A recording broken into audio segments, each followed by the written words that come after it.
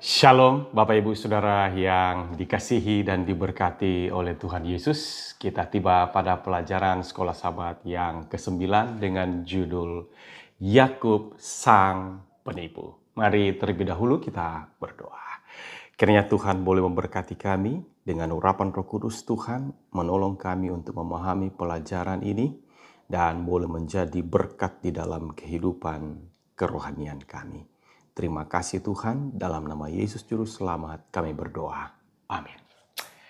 Teks pelajaran kali ini terambil dari Kejadian pasal 25 sampai 30 yang mencatat mengenai perjalanan hidup daripada Yakub. Sedangkan ayat intinya terdapat atau terambil dari Kejadian pasal 27 ayat 36. Kata Esau, "Bukankah tepat namanya Yakub? Karena ia telah 2 kali menipu aku. Hak kesulunganku telah dirampasnya, dan sekarang dirampasnya pula berkat yang untukku." Lalu katanya, "Apakah Bapa tidak mempunyai berkat lain bagiku?" Ya, dalam pasal-pasal ini gambaran Allah apakah yang dapat kita pelajari? Tentunya ada beberapa hal yang boleh kita pelajari dan kaji bersama. Yang pertama, mengenai Yakub dan Esau adalah berbicara mengenai Allah sumber berkat rohani. Kejadian 25 ayat 21 sampai 34 mencatat kepribadian Yakub dan Esau yang sangat mempengaruhi minat mereka memperoleh berkat rohani. Terlihat sejak kandungan dan perkembangan kepribadian Yakub yang tenang, mengungguli Esau kakaknya, menunjukkan kualitas Yakub layak menerima berkat dari Ishak ayahnya. Esau meremehkan, anggap enteng hal rohani, hak kesulungan, sedangkan Yakub menaruh minat yang dalam untuk itu. Dan memang Tuhan sudah mengatur demikian. Hanya saja dalam kelemahan manusia, cara mendapatkannya bukanlah dengan cara Tuhan. Pena Inspirasi menyebutkan, janji yang diberikan kepada Abraham yang diteguhkan kepada anaknya dipegang oleh Ishak dan Ribka sebagai tujuan yang besar, kerinduan serta harapannya. Esau dan Yakub mengetahui akan janji-janji ini. Mereka telah diajar untuk menghargai hak kesulungan sebagai satu perkara yang amat penting. Karena hal itu mencakup bukan hanya warisan harta duniawi, tetapi juga keutamaan dalam hal yang rohani, yang ia yang menerimanya harus menjadi imam dari keluarganya, dan dari garis keturunannya itu penebus dunia akan datang. Bagi Yakub, berbeda dengan saudaranya, arti penting berkat rohani di masa depan adalah yang terpenting. Namun kemudian, di bawah dorongan ibunya yang dicatat di dalam Kejadian 27, Yakub secara terbuka dan sengaja menipu ayahnya, bahkan menggunakan nama Tuhan Allahmu dalam melakukan penipuan itu. Dia melakukan penipuan yang mengerikan, meskipun itu untuk sesuatu yang dia tahu baik. Dan hasilnya sangat tragis. Keluarga ini semakin tenggelam dalam interaksi hubungan satu dengan yang lain. Yakub menginginkan sesuatu yang baik, sesuatu yang berharga, dan berkat rohani itu mengagumkan. Allah adalah sumber berkat rohani yang diinginkan oleh Yakub. Sayangnya, dia menggunakan tipu daya dan kebohongan untuk mendapatkannya. Kemudian yang kedua, tangga Yakub. Ini berbicara mengenai Allah menampakkan diri dan diakui. Segera setelah Esau mengetahui bahwa Yakub telah menerima berkat ayahnya, dia mengerti bahwa dia telah ditipu dan digantikan oleh saudaranya. Maka dia ingin membunuh Yakub. Ribka khawatir dan ingin mencegah kejahatan yang berakibat fatal bagi kedua putranya. Jadi dengan sepengetahuan dan dukungan Ishak, Ribka mendesak Yakub untuk lari ke tempat saudaranya Laban.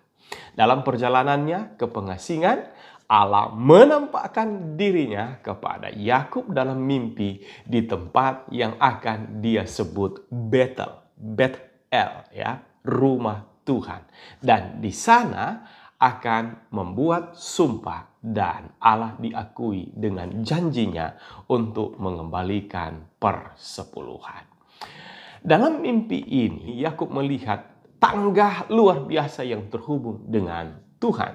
Kata kerja Ibrani yang sama, natsaf, digunakan untuk merujuk pada tangga yang didirikan pasal 28 ayat 12 dan Tuhan yang berdiri di pasal yang sama di ayat berikutnya ayat 13. Seolah-olah Tuhan dan tangga ini adalah hal yang sama.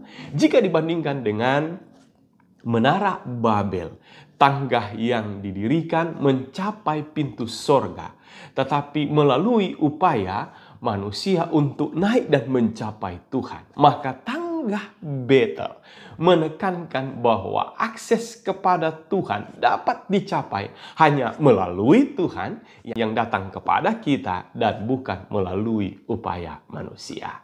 Kemudian batu tempat Yakub meletakkan kepalanya dan bermimpi itu menjadi simbol Betel, rumah Allah, yang merujuk atau menunjuk kepada bait suci, tempat kudus, pusat aktivitas penyelamatan Tuhan bagi umat manusia di kemudian hari.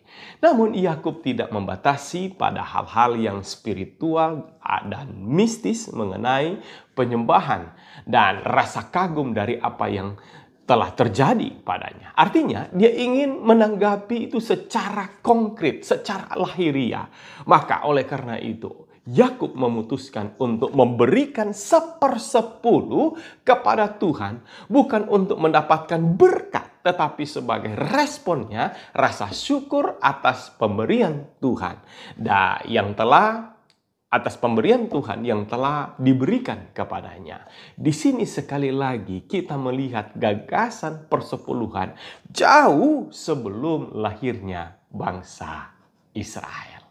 Demikianlah ide tentang Allah menampakkan diri kepada Yakub dan diakui olehnya melalui mengembalikan persepuluhan. Kemudian yang ketiga, sang penipu tertipu.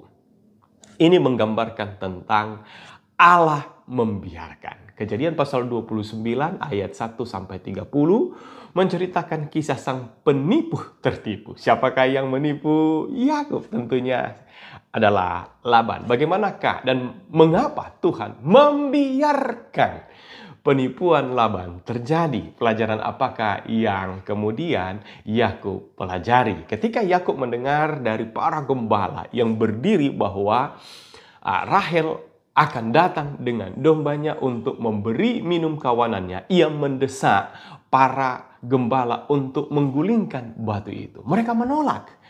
Yang kemudian memberikan Yakub kesempatan untuk melakukannya sendiri dan memperkenalkan dirinya kepada Rahel. Rahel menanggapi dengan berlari kepada keluarganya. Kontak pertama antara Yakub dan Rahel begitu produktif. Yakub cinta kepada Rahel sedemikian rupa sehingga 7 tahun ia bekerja untuk Laban sebagai ganti Rahel seperti digambarkan oleh Alkitab beberapa hari saja. Namun setelah 7 tahun Yakub tertipu. Pada malam pernikahan, Lea, sang kakak perempuan, justru bukan Rahel yang ditemukan Yakub di tempat tidurnya. Memanfaatkan kebingungan, pesta, dan emosi serta kerentangan Yakub yang kuat, Laban berhasil melakukan trik ini. Menariknya, Yakub menggunakan akar kata yang sama untuk menipu, sebagaimana Ishak gunakan untuk mencirikan perilaku Yakub terhadap dirinya dan Esau. Dengan cara yang sama, apa yang dilakukan Yakub kepada orang lain sekarang juga telah dilakukan kepadanya. Sekarang Yakub mengerti apa artinya menjadi korban penipuan. Ironisnya, Tuhan mengajari Yakub tentang penipuannya sendiri melalui tipu daya Laban.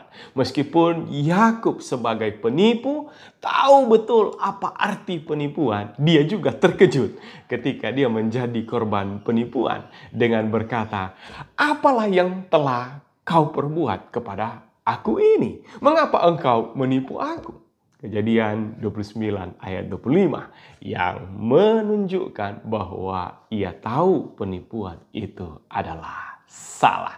Demikianlah mengenai kisah sang penipu tertipu, menggambarkan Allah membiarkan itu terjadi untuk menjadi pelajaran penting bagi Yakub. Kemudian yang keempat, berkat keluarga. Allah mengizinkan. Ya, Kejadian pasal 25 ayat 19 sampai pasal 35 ayat 26 mencatat 7 tahun terakhir Yakub di pengasingan merupakan beban, namun itu juga merupakan tahun-tahun yang paling berbuah manis. Yakub akan menjadi ayah dari 11 anak dari total 12 anak yang menjadi nenek moyang atau leluhur daripada umat Allah, bangsa Israel. Mengapa menyadari anak-anak yang diberikan Tuhan kepada Yakub mengesankan Allah mengizinkan? Jika membaca kisah kelahiran anak-anaknya, kita akan mengerti itu dimulai dan diakhiri dengan frase kunci, Tuhan dibukanyalah kandungannya, yang mengacu kepada baik Lea, Kejadian 29 ayat 31, dan kepada Rahel, Kejadian 30 ayat 22. Setiap kali pernyataan ini diikuti oleh kelahiran, buktinya adalah bahwa kelahiran tersebut adalah hasil dari mujizat yang diizinkan oleh Tuhan.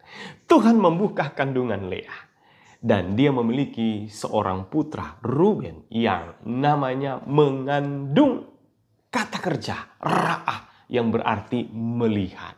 Karena Tuhan melihat bahwa dia tidak dicintai oleh Yakub, dan anak ini adalah kompensasi atas rasa sakit dan penderitaannya. Kemudian ia memberi nama Simeon yang mengandung kata kerja syama atau mendengar kepada putra keduanya. Karena Tuhan telah mendengar kedalaman dan penghinaan rasa sakitnya, dan karenanya rasa kasihan kepadanya sama seperti dia mendengar penderitaan Hagar di beberapa waktu kemarin kita pelajari.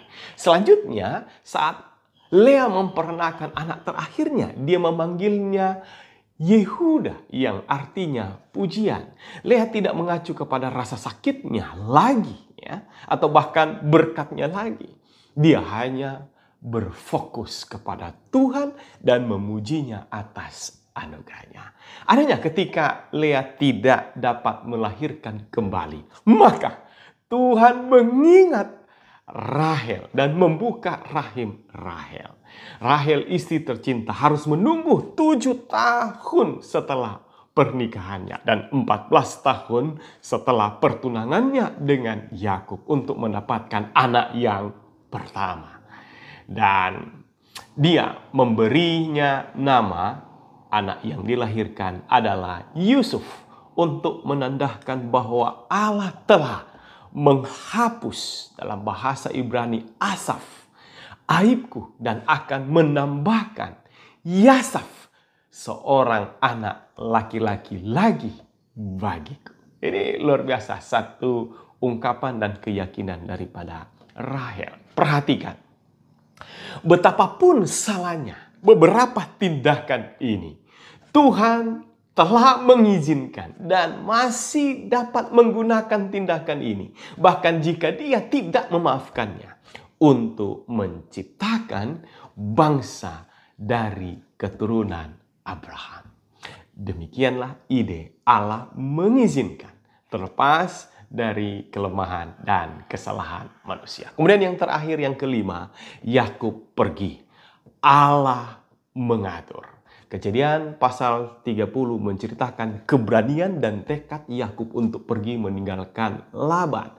Mengingat sulitnya keluar dari lingkaran mertuanya karena ia tetap pasif terhadap Laban dan melayani dia dengan setia. Namun saat kelahiran putra pertama Rahel, yaitu Yusuf, Yakub akhirnya mencapai tahun ke-14 pelayanan terhadap Laban.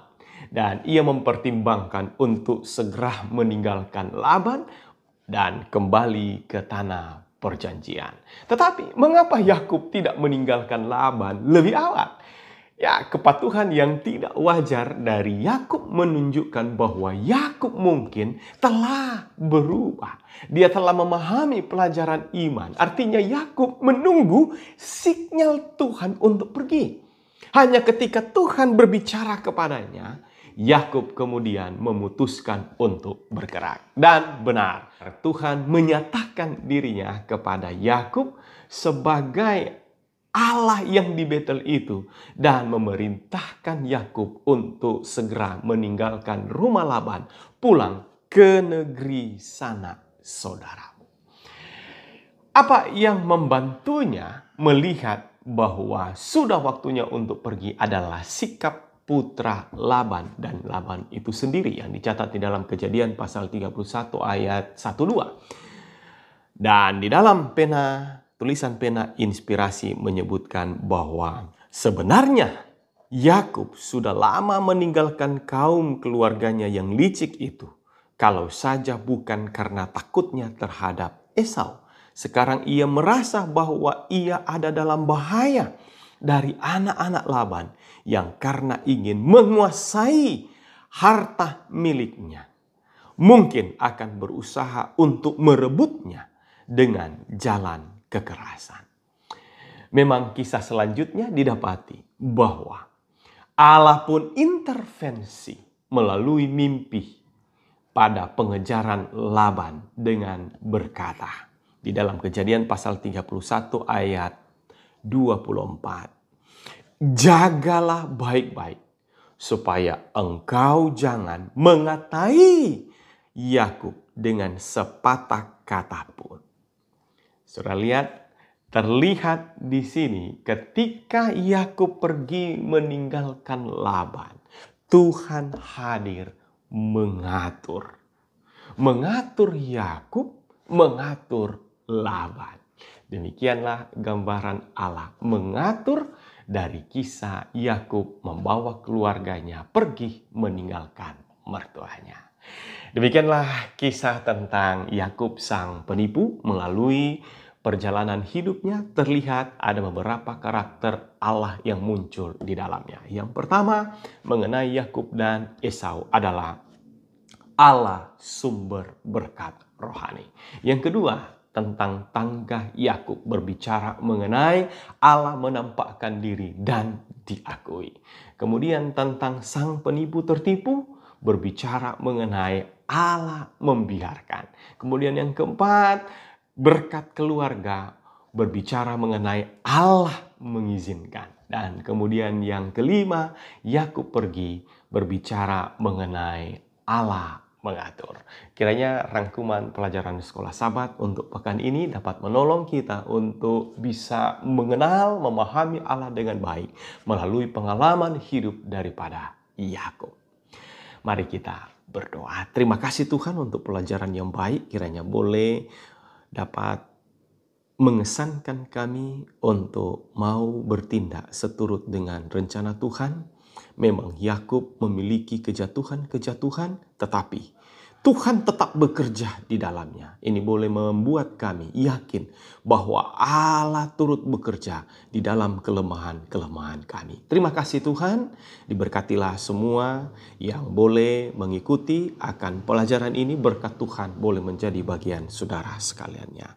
Di dalam anakmu Yesus Kristus Tuhan, Juru Selamat, kami berdoa. Amin. Tuhan Yesus memberkati saudara sekalian.